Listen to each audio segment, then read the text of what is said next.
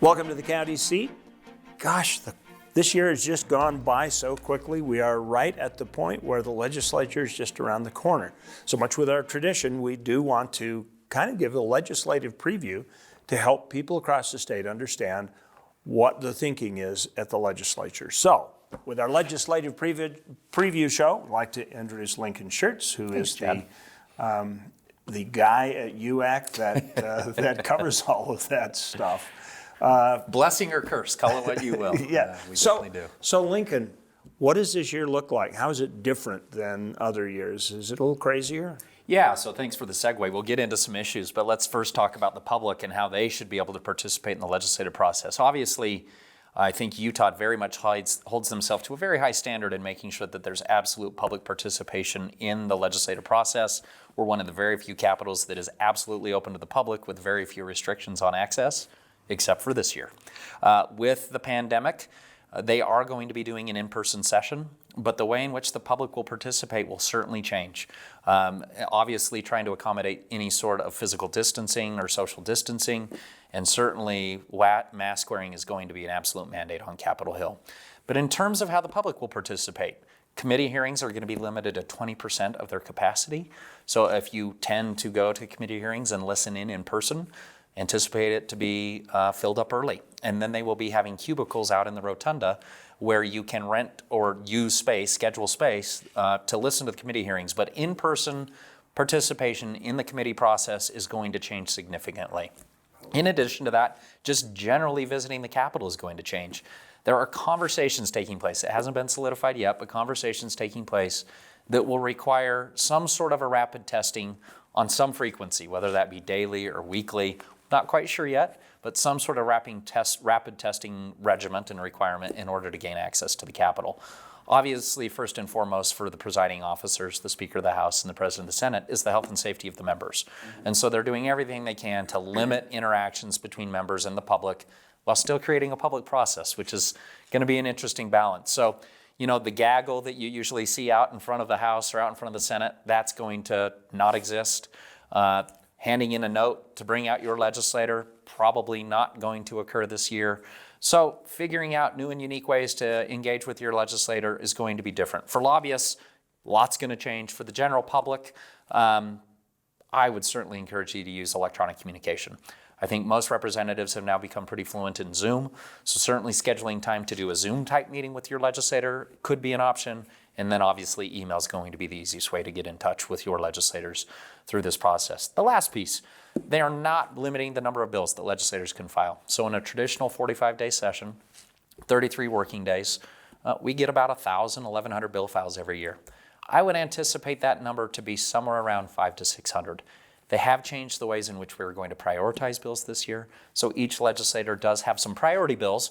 But just in terms of the drafting and the opportunity to kind of collaborate on legislation, things are going to be more drawn out. So I don't think the legislature is going to have the bandwidth to consider as much as they have in the past. So expect it to be a more robust session in terms of budget discussions and probably less so on the policy side. I think we're going to see far less legislation this year on policy considerations, but by mandate, we've got to do the budget. So $20 billion budget, that's absolutely got to be balanced by Constitution. The rest of the stuff, we'll see how it plays out. It's certainly going to be interesting. If we don't get these numbers under control in terms of the COVID-19, that's I can see it just getting more and more strict in terms of public participation. So I guess my question is, I'm working on the assumption that COVID is a passing phenomenon. It may not pass in 6 months, it may be a year, it may be 2 years, but at some point it'll be a passing thing. Are you concerned that this new, more restrictive access thing will now become the status quo because it's easier for legislators to operate in that environment? Boy, as I've been talking to legislators, that is absolutely the farthest thing from what they want. I think they are very much viewing this as a passing phenomenon and want to get back to normal as much as possible. Sometimes we criticize the legislature for not being as open as we may like. Like I said, we're almost unprecedented in the amount of access that we have to legislators. Most states have very robust staff that handle most of the communications with the public. That is not the case in Utah. You get to call your legislator, have meetings with your legislator, and I think they want to get back to that as much as they can. Okay, very good. Okay, let's take a minute and knock out a couple of topics. I'd love to. What do you think is the number one priority bill, if they're doing priority, what does leadership think that they've got to deal with other than obviously a budget? Well, I was going to say the number one bill is going to be the budget. As we have talked about in the past, a lot of conversations around what do we do when CARES Act funding goes by the wayside and we don't have that artificially kind of propping up our economy. So certainly the legislature is going to spend a lot of time trying to figure out how they best project what revenues are going to look like into the future. The major revenue sources for the state of Utah are income tax, sales tax, and then kind of administrative fees. Sales tax actually has been pretty flat. We thought it was going to take a huge shift downward, but what we've seen, and thank goodness we have online sales coming into the state of Utah, because that has absolutely been keeping this economy afloat and certainly keeping state and local government afloat. So with a relatively flat sales tax, we are going to have some one-time dollars to spend. The legislature, through its prudent actions during the special sessions of this year, made some significant cuts so that we don't have to make those cuts in the general session. So I expect a pretty flat budget. Some of the big issues that I see this year: economic development, economic development, economic development. On the campaign trail, all gubernatorial candidates were talking about the need to kind of reform our strategy around economic development. So I expect that to be a major topic for consideration. GoEd, which is the Governor's Office of Economic Development, administers the incentive program to recruit businesses to the state of Utah. Based on a lot of consideration, I think now Lieutenant Governor Cox, soon to be Governor Cox, is very interested in not completely shifting the focus, but augmenting the focus of GoEd to also include retention efforts. How do we retain the businesses and the small businesses that we have here in the state of Utah, which make up 70 or 80% of our economy? How do we keep those businesses open and vibrant instead of just looking at recruiting the next headquarters to move to the state of Utah? So kind of not reshifting completely, but certainly broadening the perspective of what GoEd should be looking at in terms of their What kind of a strategy. role will the inland port play in that? Well, interesting that you bring that up. The other thing in the economic development bucket is what we're calling mega projects. And so some of those mega projects are the Inland Port Authority. If you recall, that was created for Salt Lake County and Salt Lake City specifically. They are looking at doing a regional model for inland port. The inland port is not jurisdiction specific. It's a philosophy around how Utah can export goods out of the state more easily instead of having to use coastal ports. Is there a way in which we can create our own port here in the state of Utah to ease the exportation of goods, which is the goal of any robust economy, is exportation. So absolutely seeing how we can create an environment in the state of Utah for more robust export is going to be center to much of the legislative discussions. Other kind of major projects that we're looking at as well is the Point of the Mountain. So the Lehigh area, with the relocation of the prison, unique opportunity in this country to have 700 acres of developable ground in one of the most urbanized areas in the country to redevelop. And so there's going to be a lot of attention focused on what we do around the prison relocation and Prada as well. How much of that, the general perception of people is that the goal for that is going to be just fill it up with tech companies. But how much of that are they looking at doing some other kind of mixed uses? Have you heard discussions about that? So this is an interesting thing.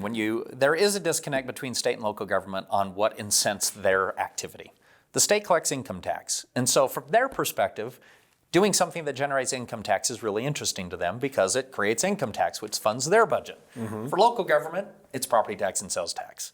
And so getting those two interests to align will be an interesting conversation of the Prison Relocation Development Authority, which is looking at kind of this area. It is definitely going to have a tech focus. I think everyone's looking at high-paying jobs. We already have such a robust tech sector that we want to tie into. Bioscience and biomedicine is another big area that they're looking at, really trying to expand Utah's reach in the area of biomedicine. It's becoming far less of a niche market and far more of a kind of robust economic engine for the state. The other place that's really interesting, and it's something that I didn't quite appreciate, is the magnitude of aerospace defense industry that we have here in the state of Utah that really supports Hill Air Force Base. We just had the announcement of Northrop Grumman bringing 3,000 new jobs to the state and relocating their global missile defense systems headquarters here to the state of Utah. As a part of that, I think you're going to see a lot of energy around Hill Air Force Base and missile defense and just the defense sector as well. Great. We're going to take a quick break here. We've chewed up more than half our time. We'll be right back with the county seat after we pay some bills. Welcome back to the county seat. We are talking with Lincoln Shurtz from the Utah Association of Counties about the legislative preview for this year. Lincoln, social justice. That is without a doubt, either for good or for bad, depending upon where you sit, that is a trigger word, but it seems to be a big issue for the legislature this year. What's going on? Absolutely. I mean, we've all seen what has taken place this summer in this area of law. And there are a lot of stakeholders and interest groups that need to come together around what we do in terms of social justice. What sort of community policing changes can we see and can be made? What can we do in terms of access to healthcare among disadvantaged communities? Certainly access to educational opportunities is a huge issue. And then affordable housing is another one that isn't necessarily anything that has to do with race, but just generally speaking, recognizing that there is some income inequality among members of this state, and figuring out a way in which we can make sure that we have affordable housing in the area where jobs exist for individuals to work. The legislature has decided that they want to take up the effort, and it is an all-encompassing effort. So it will include everything from potential police reform, potential additional funding for body cameras. How should body cameras be used? What are kind of the rules of engagement among our policing forces with the general public? How do we deal with civil discourse when we have folks both protesting and candidly rioting in the streets? And what sort of mutual aid agreements among law enforcement agencies should exist to support one another in times of these mass demonstrations? Are all things that the legislature plans on talking about and trying to figure out a way in which we can engage the public, again, in this unique kind of legislative opportunity where we're trying to engage the public in a conversation while also adhering to social distancing is going to be an interesting balance for the legislature of striking the right balance here. I would imagine that counties' sense of sovereignty, that state mandated changes in the way they do policing is probably going to meet a little bit of resistance. Yeah, it is a conversation that has to happen. There are groups, special interest groups, and I don't mean that term pejoratively, but groups that have an interest in this area of law. And they definitely want to have a conversation around how you report an incident, how an incident gets reviewed to make sure that a appropriate use of force in those cases where force is used is administered, and who gets to review that. There have been some consideration that we should outsource that. Private attorneys should look at it. Obviously, you could demand law enforcement communities express some concern around having private attorneys who may have a kind of perverse incentive in reviewing those sorts of cases. So definitely a balancing act about use of force, about the use of body cameras and some of those sorts of issues. It's a very different conversation in rural Utah than it is in urban Utah. So it is truly, like many things in Utah, a tale of two states, where we may have different philosophies and policies for those areas off the Wasatch Front versus those on the Wasatch Front. Do you think that could be reflected in the legislation, that things are handled differently across the state, or is that going to open you up to ACLU lawsuits? I was going to say that's the balancing act. You hit on it. You have to have a policy in the state of Utah that treats everyone equally regardless of where the offense occurs. And so striking that balance to recognize that it is truly two very different scenarios, but everyone should have equal protection under the law. You shouldn't have a different set of laws just based on the jurisdiction in which you reside, is going to be the balance that the legislature is going to have to find. Fortunately, there are a lot of people who are interested in the space, ranging from our professional basketball team and the Miller family to law enforcement agencies to private interest groups, who are all going to hopefully come together and kind of trying to find that middle ground to truly get to a place in which we all have faith and confidence in our police force, that we are community policing, that we're providing public safety services to the state. This should not be a combative interaction between our communities and our public safety officers. And I think that's where we're really trying to find the balance. Traditionally, affordable housing has been an urban, big city issue. But if you go out into rural Utah, affordable housing is still an issue. Do you think that will be able to be addressed? So here's my rub on affordable housing, to be honest. I mean, we always talk about affordable housing, and I obviously represent governmental agencies who set land use policy. Many of the development community say it's land use policy that's driving up the cost of house. The unfortunate thing is local governments don't set the price of lumber, we don't set the price of land, and we don't set the market. That's all done by the development community and essentially the subcontractors in that area. Until we do something around limiting the growth, the escalation in the cost of housing, we're not going to get to the right answer on affordable housing. You can subsidize it all you want, but the market's going to drive the cost of housing. And so really our call to the legislature has been, we've got to figure out a way, if you truly want to address the issue of affordable housing, how do we restrict the escalation in price on housing? Otherwise, it is going to continue to just escalate and price people out of the market. So again, that's the push and pull in the legislative process, is trying to reconcile two philosophies. Our Republican legislature doesn't want to interfere with the economy, but then they're also saying, let's interfere with the economy because we have this priority of affordable housing. So how do you reconcile those two is going to be a huge discussion for the legislature. That will be very interesting. And again, on CAFOs and some of these other issues, local government feel that they should be setting local policy as far as land use goes, and that would have a direct impact on it. Absolutely. And a couple of other areas in social justice that we haven't really touched on. Access to health care is another big issue, is making sure, regardless of where you live, you have robust access to health care services, regardless of race, income, that we figure out a way that you can get adequate health care. And in addition, the same is true in education. Lieutenant Governor Cox, soon to be Governor Cox, has very much said education is a priority of his, and where he really wants to focus has been on this issue of making sure equal access to education. If you live in the Park City School District, a lot of money being pumped into that school district. If you live in Sanpete County, probably not as much. And so figuring out a way that we can have a equal opportunity to some of these opportunities that exist in some communities and not others, I think will be a centerpiece to much of the education reform that we may see this year. Excellent. We're going to take a quick break. We'll come back, talk more with Lincoln Shurtz from UAC about the legislative session coming up this year and things that you should be following. We'll be right back.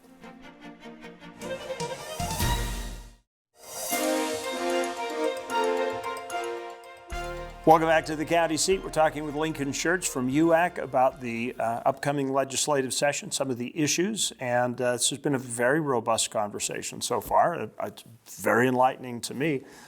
Let's talk about infrastructure. That's something that you put on your crib sheet. What's up there? Yeah, so infrastructure, again, not nearly as sexy as some of the other issues. Paying for roads, paying for transit, obviously a center point to this legislative leadership team that they want to absolutely accommodate the growth that is naturally occurring here in the state. So I think we'll see a lot of energy around just managing growth and what's our infrastructure policy around that growth. One of the things that's really fun for me to kind of get to the more lighthearted side is what are we doing with recreational infrastructure? And the reason I think it's so important is because what this pandemic has absolutely highlighted. I don't know about you, but if you've been out on a trail this year, it has been packed. Whether it's an ATV trail, a mountain biking trail, or a hiking trail, I have seen more people out on the trails in Utah than any other time in the history in which I've lived in this state. And with that, legislative leadership has seen the same thing.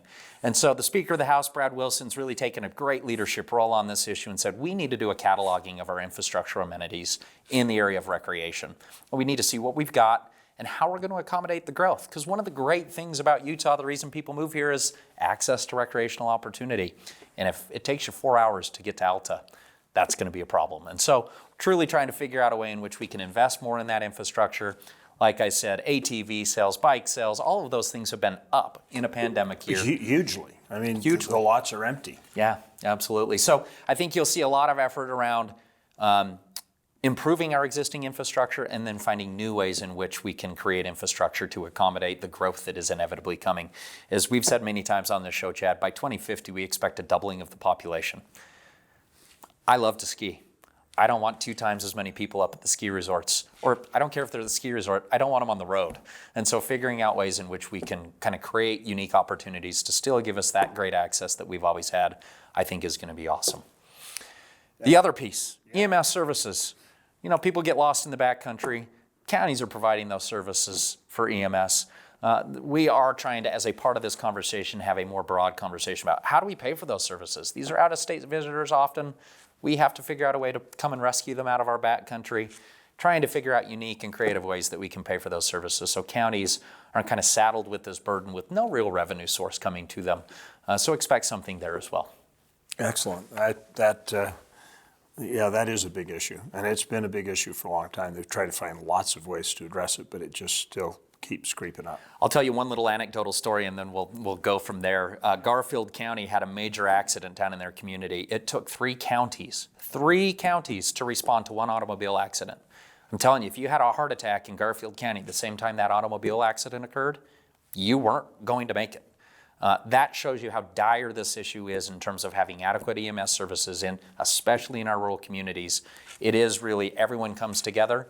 But we are stretched so thin, and I think everyone would be shocked the amount that we rely on volunteers to provide these critical life-saving services that we have in our rural parts of the state. It is an absolute conversation we've got to have this year. Excellent. We're going to take a quick break, come back and talk for the rest of the time about water. We'll be back on the county seat.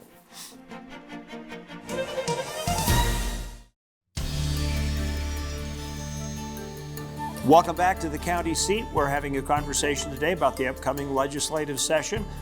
There's been a topic that has been floating around Lincoln ever since we started the show. Lake Powell Light Pipeline, shares of water to Colorado, and getting water into southern Utah. And it seems to just go back and forth like a pendulum. What's up with that? Well, let me kind of step up a little bit and talk about Utah and kind of where we sit geographically. You know, Utah, second most arid state in the nation. I don't think most people realize that. We've got a lot of green grass, especially along the Wasatch Front. But truly, we are in the West Desert. And so recognizing that dynamic and the way that we interact with the Colorado River Compact is important to the health and kind of future of this state. You can look back to really the forethought that Brigham Young had about settling this area and the amount of infrastructure that our pioneers candidly brought to this state to promote utilization of water for agriculture. It was not natural. It was something that we have created by man.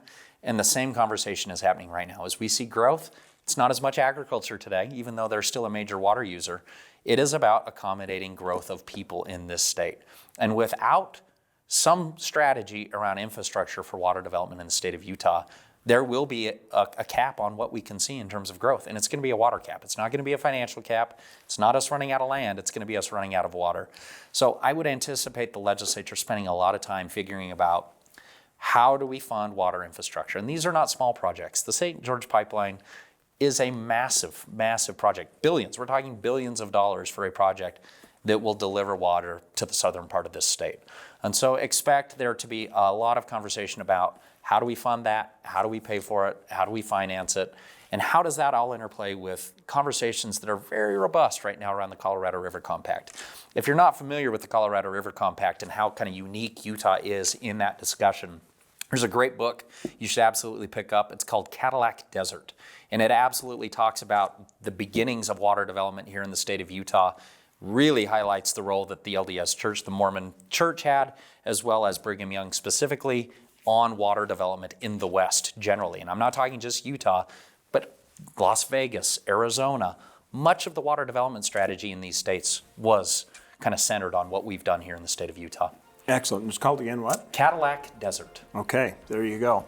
Folks, thank you for joining us. Remember, local government is where your life happens, and it's going to be happening soon and in a much more challenging way at the Utah State Legislature. So stay in touch with us. Follow us on social media and try and stay up to date. We'll do a much better job this year of trying to fill in that gap to keep you abreast of what is happening at the Utah State Legislature. Again, thank you to our association with Utah Association of Counties. Thank you, Lincoln. Chad, thank you. We'll see you next week on the County Seat.